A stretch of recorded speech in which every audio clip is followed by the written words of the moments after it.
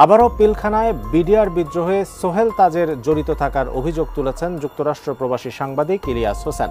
এ নিয়ে যখন সরগরম সামাজিক যোগাযোগ মাধ্যম, তখন বিষয়টি নিয়ে মুখ খুলেছেন সাবেক এই স্বরাষ্ট্র প্রতিমন্ত্রীও। নিজের অবস্থান তুলে ধরে ইলিয়াসকে নতুন চ্যালেঞ্জ ছুড়ে দিয়েছেন সোহেল তাজ।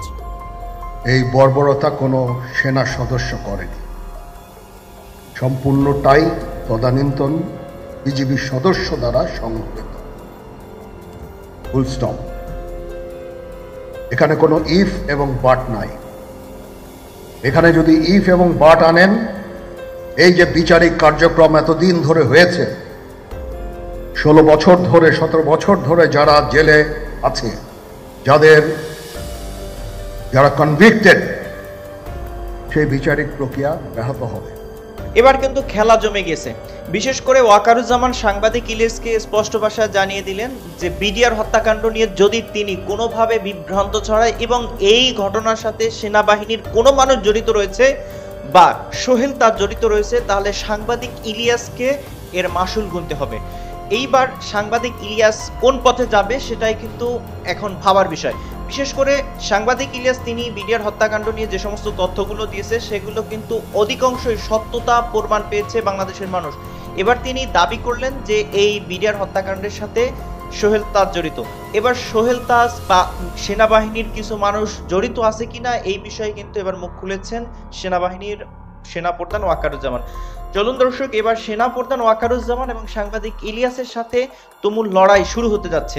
এই লড়াই কে বিজয় হবে, আপনার কি মতামত সেটা কিন্তু কমেন্ট অপশনে শুরুতেই লিখবেন। চলুন আসলে সাংবাদিক ইলিয়াস কি তথ্য দিয়েছিল, সোহেল তাজ তার পাল্টা কি জবাব দিয়েছে এবং সেনাপ্রধান তিনি সাংবাদিক ইলিয়াস এবং দেশবাসীর উদ্দেশ্যে তিনি যে বক্তব্য দিয়েছে সেটাও আমরা শেষে শুনবো।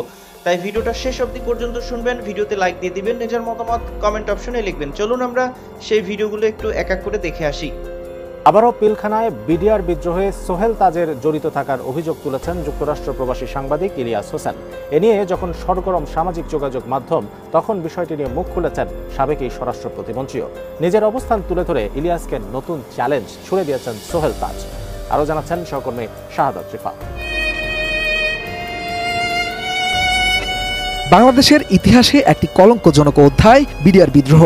2009 সালের 25 ও 26 ফেব্রুয়ারি ঢাকায় তৎকালীন সীমান্তরক্ষী বাহিনী বাংলাদেশ রাইফেলসের বিডিআর সদর দপ্তর পিলখানায় বিদ্রোহী জওয়ানদের হামলায় নিহত হন 57 সেনা কর্মকর্তা। বহুল আলোচিত এই ঘটনার সময় তৎকালীন স্বরাষ্ট্র প্রতিমন্ত্রী সোহেল তাজ বিদেশে ছিলেন বলে দাবি করেছিলেন তিনি।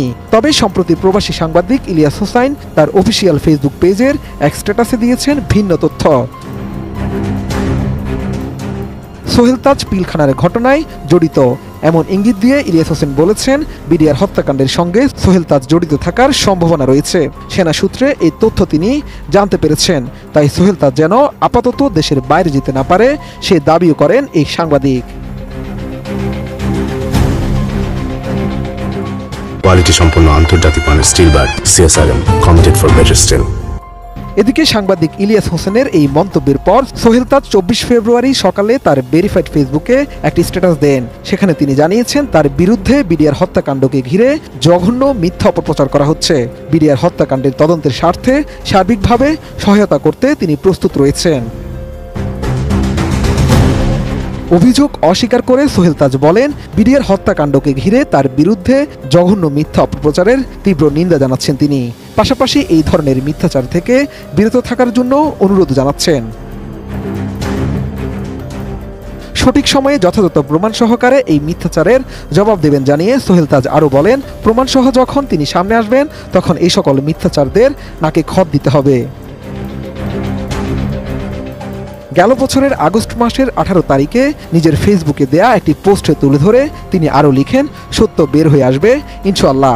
বাংলাদেশের শ্রেষ্ঠ সন্তান, সেনাবাহিনীর মেরুদণ্ড, 57 জন সেনা অফিসার সহ 73 জন শহীদ যারা পিলখানার সেই জঘন্য হত্যাযজ্ঞের শিকার হয়েছিলেন, তাদের পরিবারের জন্য অন্তত কিছু সান্ত্বনা হবে যদি সঠিক তদন্ত ও বিচারের মাধ্যমে তারা জাস্টিস পায়। এছাড়া একই বছরের 15 আগস্টের আরেকটি পোস্টে তুলে ধরে তাজ জানান তিনি যে কোনো পুনঃতদন্তে তার অভিজ্ঞতা এবং পর্যবেক্ষণ দিতে প্রস্তুত। সত্য বলার সময় এসেছে, সত্যি হচ্ছে সবচেয়ে বড় শক্তি। একজন মানুষের সবচেয়ে বড় সম্বল হচ্ছে তার আত্মসম্মান আর মর্যাদা, এবং সত্যই হচ্ছে সবচেয়ে বড় হাতিয়ার আর ঢাল। সোহেল তাজ অনুরোধ করে বলেন, যারা জেনে না জেনে বা না বুঝে কোনো প্রমাণ ছাড়াই তাকে পিলখানা হত্যাযজ্ঞের সঙ্গে জড়িত থাকার মিথ্যা অপপ্রচার করছেন, তাদের উদ্দেশ্যে বলবেন এই কাজটা ঠিক না। সবশেষ বিশেষ দ্রষ্টব্য দিয়ে সোহেল তাজ বলেন, আর যারা আতঙ্কে বা ভয়ে আছেন যে তিনি কি আবার রাজনীতিতে আসছেন কিনা, তাদের উদ্দেশ্যে বলবেন ডোন্ট ওরি, এই নোংরা পচা রাজনীতির ভাগ নিতে আসবেন না। যারা আছেন তারাই যথেষ্ট। আমাদের সবসময় মনে রাখতে হবে, এই বর্বরতা কোনো সেনা সদস্য করেনি, সম্পূর্ণটাই তদানীন্তন বিজিবি সদস্য দ্বারা সংঘটিত। Full stop. এখানে কোনো ইফ এবং বাট নাই। এখানে যদি ইফ এবং বাট আনেন, এই যে বিচারিক কার্যক্রম এতদিন ধরে হয়েছে, 16 বছর ধরে 17 বছর ধরে যারা জেলে আছে, যারা কনভিক্টেড, সেই বিচারিক প্রক্রিয়া ব্যাহত হবে। এই জিনিসটা আমাদের খুব পরিষ্কার করে মনে রাখার প্রয়োজন। এই বিচারিক প্রক্রিয়াকে নষ্ট করবেন না। যে সমস্ত সদস্য শাস্তি পেয়েছে তারা শাস্তি পাওয়ার যোগ্য। এখানে কোনো রাজনৈতিক নেতৃবৃন্দ এর মধ্যে উপস্থিত ছিল কিনা, ইনভলভ ছিল কিনা, বাইরের কোনো শক্তি এর মধ্যে ইনভলভ ছিল কিনা, সেটার জন্য কমিশন করা হয়েছে। কমিশনের চেয়ারম্যান এখানে আছেন, উনি এটা বের করবেন এবং আপনাদের জানাবেন। বটম লাইন হচ্ছে যে এই সমস্ত আমাদের এই চৌকস সেনা সদস্য যারা প্রাণ হারিয়েছেন, তারা প্রাণ হারিয়েছেন তদানীন্তন বিডিআর সদস্যদের গুলিতে। আমরা নিজেরা এই সমস্ত জিনিস নিয়ে অনেক ভিন্ন মত পোষণ করছি, কেউ কেউ এই জিনিসটাকে ভিন্ন খাতে প্রবাহিত করার চেষ্টা করছি। সেটা আমাদের জন্য মঙ্গলজনক হবে না। আজকে যদি আমার যে উপদেশ আমি কিছু দিয়ে যাব, সেটা যদি আপনারা গ্রহণ করেন, আপনারা লাভবান হবেন, আমি এটা আপনাদের নিশ্চিত করছি। আমরা নিজেরা ভেদাভেদ সৃষ্টি না করি, আমরা নিজেরা ইউনাইটেড থাকি। আমাদের মধ্যে যদি কোনো সমস্যা থেকে থাকে, কোনো ব্যত্যয় থেকে থাকে,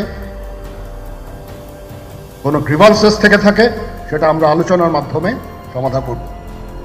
এটার জন্য ডানে বায়ে দৌড়িয়ে কোনো লাভ হবে না, নিজের ক্ষতি ছাড়া কোনো লাভ হবে না। আমি আপনাদের এই জিনিসটা নিশ্চিত করে দিচ্ছি। কিছু কিছু সদস্যদের দাবি যে তারা 2009 সাল থেকে আজ পর্যন্ত বিভিন্ন শাস্তি পেয়েছেন। কেউ কেউ দায়ী করছেন যে তারা অযাচিতভাবে শাস্তি পেয়েছেন।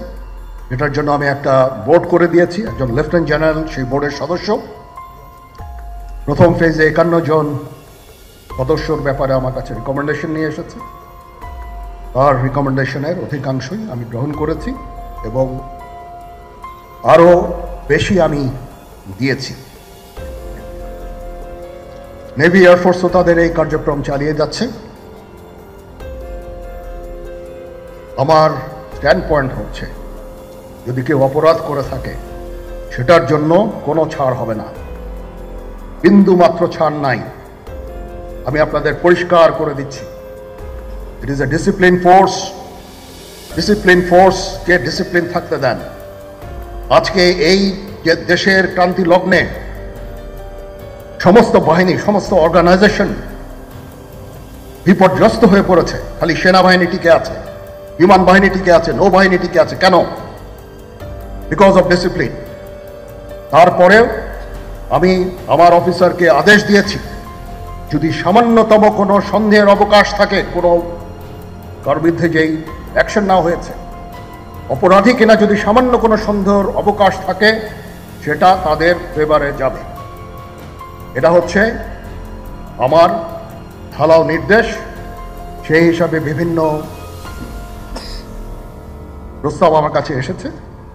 কোনো কোনো প্রস্তাবে আমি আরও আমার নিজে থেকে যোগ করে আরও বেশি আমি দিয়েছি। এভাবে পর্যায়ক্রমে অফিসাররা অ্যাপিয়ার করবে, আসবে, এবং তাদের এই জিনিসগুলো আমরা দেখব। দেখে যদি মনে হয় যে তাদেরকে করার অবকাশ আছে কিছু, অবশ্যই আমরা করব। এটা ন্যায় নীতিতে আমরা প্রতিষ্ঠিত থাকব। সেনাপ্রধান ওয়াকারুজ্জামান তিনি দেশের মানচিত্র রক্ষার জন্য বা সেনাবাহিনী তারা কিন্তু দেশের সার্বভৌমত্ব রক্ষার জন্য নিজেদের জীবন বিলীন করে দেয়। তাদের এই অবদান সব সময় ছিল, 24-এ ছিল, 71-এ ছিল। যখনই গণ অভ্যুত্থান বা দেশ রক্ষার প্রশ্ন এসেছে তখনই কিন্তু সেনাবাহিনী তাদের সর্বোচ্চটা দিয়ে কিন্তু আমাদের দেশকে রক্ষা করেছে। এটা কিন্তু কোনো রকম মানে অনস্বীকার্য, এটা কিন্তু অস্বীকার করার কোনো সুযোগ নাই।